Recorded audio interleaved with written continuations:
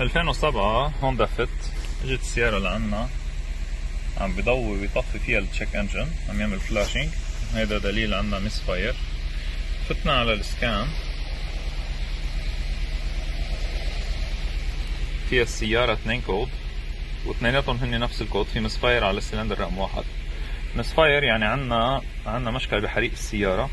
وليكون في عندك حريق صح بده يكون في عندك جود كومبريشن بالسيلندر، بده يكون في عندك نار، يعني سبارك بلاجز او البوجي او شمعة الاحتراق لازم تكون عم تشتغل صح. لازم يكون الكويل يلي عم يعطيها الكهرباء عم يعطي كهرباء صح. ولازم يكون في عندك وقود مخلوط بهواء عم يدخل بشكل صحيح على غرفة الاحتراق. خلينا نفوت على لايف داتا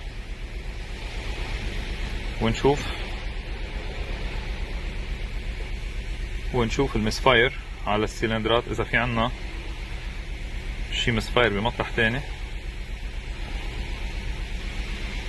او اذا مزبوط المسفاير على السلندر رقم 1.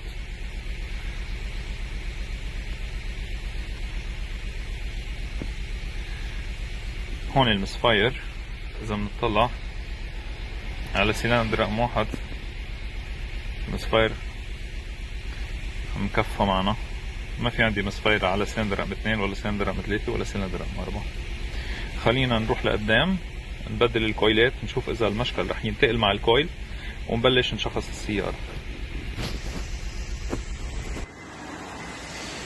بارت 2 من الهوندا فيت.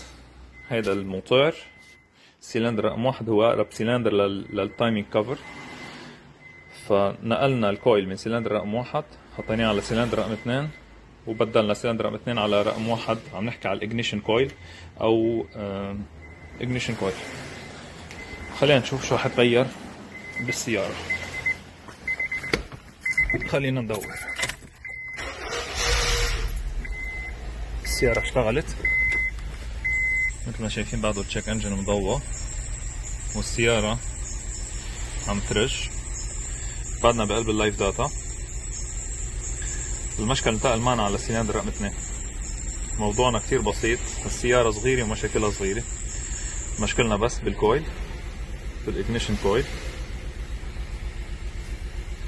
حنبدله ونقول لها الحمد لله على السلامة ونطلع لبرا. تبديل الاجنيشن كويل بالهوندا فيت السيارة اللي عنا جدا سهل. بيركبوا ورا على الموتور وإله بس برغي واحد رقمه 10 ملم بثبت الاجنيشن كويل بهيدي الطريقة على الموتور، وهون بتوصل عليه فيشة الكهرباء. مش لازم ياخد أكتر من 5 دقايق. هذا الاجنيشن كويل القديم كان في تهريب كهرباء من هون من طرف الاجنيشن كويل، بدل ما يوصل الكهرباء لتحت على السبارك بلوكس عم تطلع من جنب الكويل. وبما انه منه غالي بدلناه واحد جديد